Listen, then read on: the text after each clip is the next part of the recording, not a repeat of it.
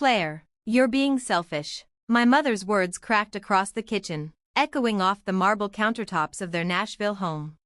Your sister has a dream, and you're just hoarding money like some miser.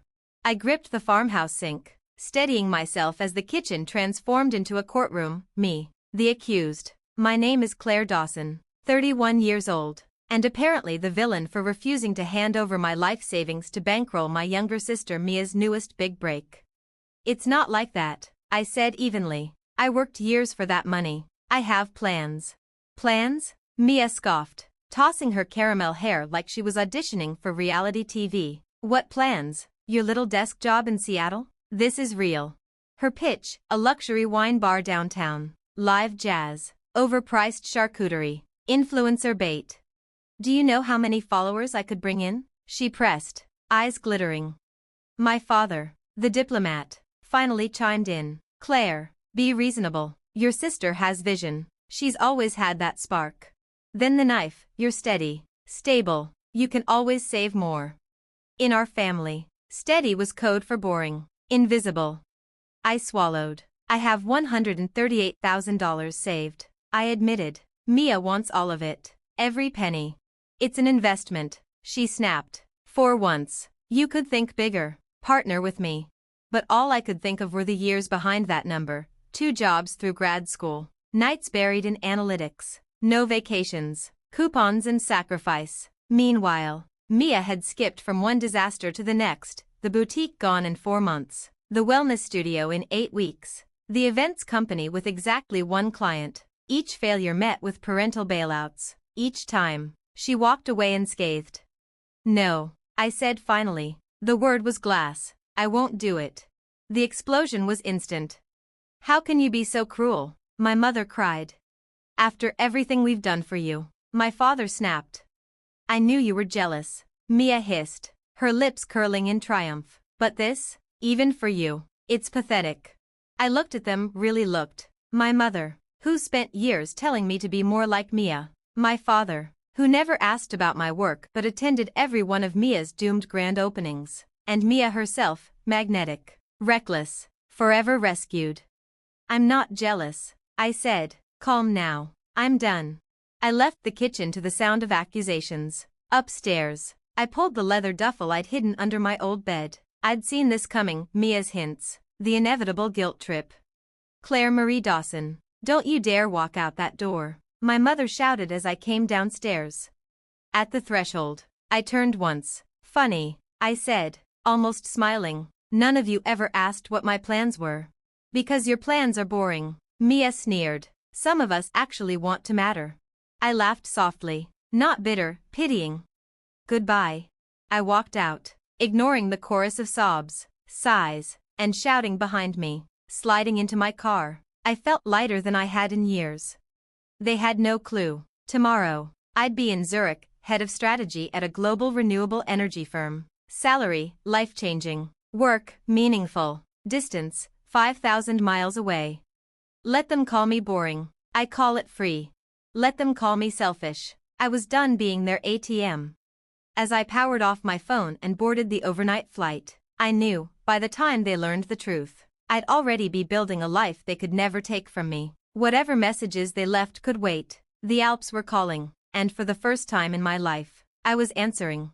3 months vanished in a blur of glass-walled offices, international summits, and work that mattered. My apartment overlooked Lake Zurich, its waters glittering like liquid silver in the morning sun. Instead of the drone of family drama, my mornings began with the soft hum of trams.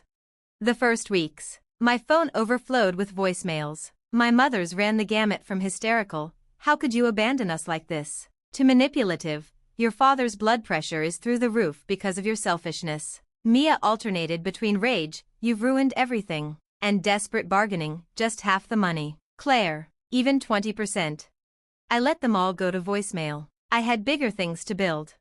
At the renewable energy firm, I thrived. Within 2 months, I was leading negotiations on a multi-billion-euro project to develop sustainable grids across Europe. For the first time, I wasn't dismissed as steady or boring. I was recognized for vision. Then came the email. I was fine-tuning a presentation when my CEO walked into my office with a press release in hand. Claire, have you seen this? Forbes wants to feature you in their top 30 under 35 innovators in energy. They want an exclusive. There it was, my name, my work, my ideas, on the brink of going global. The feature came with an invitation to speak at the World Economic Forum in Davos. That night, espresso in hand on my balcony, I watched the city lights shimmer across the lake. My phone buzzed. My father's number, for the first time in 3 months. I answered.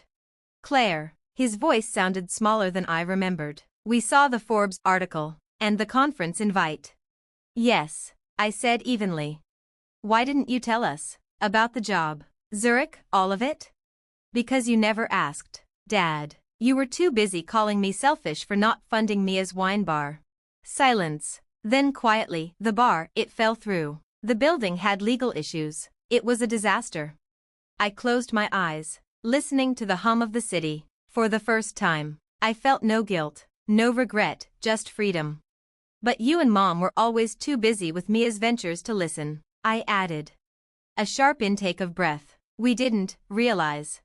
No, I said, you didn't, and now I have to go. We're finalizing a major project tomorrow.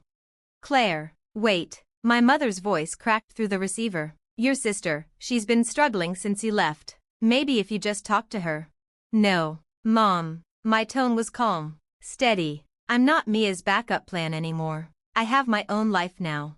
After hanging up, I sat in silence, remembering every milestone they'd skipped for Mia's launches, every time they told me to be more like her. My phone buzzed again, a text from Mia. Saw your little Forbes feature. Must be nice wasting your life crunching numbers while your family falls apart. Real classy, Claire. I smiled and typed back, actually, it is nice, really nice. Then I blocked her. The next morning, as sunrise spilled across Lake Zurich, my CEO strolled in. Funny thing, he said, your sister called the office yesterday, asked if we had any executive roles, said she had extensive experience running businesses. I laughed. What did you tell her? That we're fully staffed with qualified strategists. She didn't take it well. For the first time, I felt completely weightless. No guilt, no strings, just purpose. You know, he added, when we hired you, your family was listed as your emergency contact. Want to update that? Yes, I said firmly, and I did. 6 months later, I stood in my corner office overlooking the lake, my phone buzzing with 8 new voicemails. I hadn't heard from them since cutting ties. So why now? Then I saw the headline splashed across international broadcasts. Last night, my keynote address at Davos had aired worldwide. And there I was, boring, steady, forgettable Claire, finally undeniable, predictable Claire, once the boring daughter, now speaking with confidence on sustainable energy solutions before an audience of world leaders. The first voicemail came from my mother, her voice dripping with sudden pride.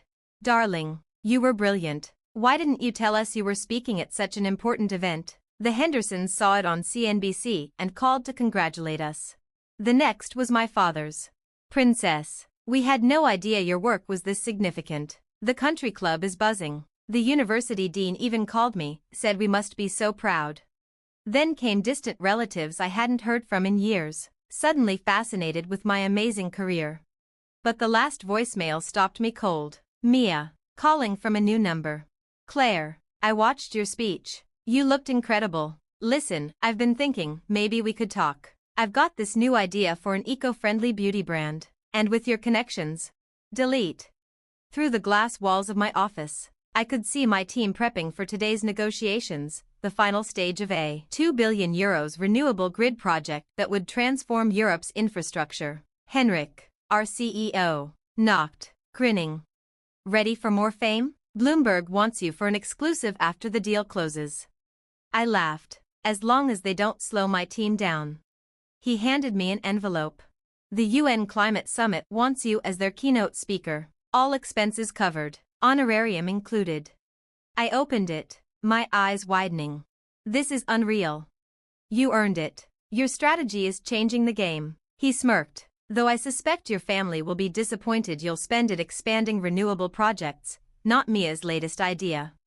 Right on cue, my phone buzzed. A text from Mom. Darling, we're thinking of visiting. Mia has some wonderful ideas to share. Your WEF talk could really help her brand. I powered the phone off and smiled. Some things never change, but I had, and I wasn't going back. I sent one final reply. Sorry, can't host visitors. Too busy finalizing the International Green Energy Accord. You can watch my Bloomberg interview next week. Then I turned my phone off for good. The film crew was already setting up as my team finalized the data models. Today, we'd showcase how our pilot program cut emissions by 40% across multiple cities. Could you explain on camera what inspired you to pursue sustainable energy? The producer asked. I thought about every family dinner where I was told to be more like Mia, about every milestone of mine that went unnoticed. I smiled at the lens. Change doesn't have to be loud. Real progress is steady, deliberate, quiet work that moves the world forward. The producer grinned. Perfect. As the cameras rolled, I looked around the boardroom. Executives, investors, ministers. 6 months ago, they dismissed me as unambitious. Today, they wanted my signature. The steady daughter had become the architect of Europe's largest green energy initiative, not by chasing shortcuts, but by honoring her own vision. That evening, I stood on my balcony, Lake Zurich glowing beneath the city lights. Tomorrow, Geneva, the climate summit keynote, another stage, another spotlight. And I thought, they once called me boring, forgettable, invisible. But steady is not boring. Boundaries are not selfish. They are survival. They are strength. I walked away from the life others planned for me, and built one that mattered. So if you've ever been asked to shrink your dreams to feed someone else's, tell me in the comments, did you stand your ground, or are you still figuring it out? Because your worth isn't measured by how much you give up for others, it's measured by the life you create for yourself. If you believe that too, hit subscribe and stick around. This is just the beginning.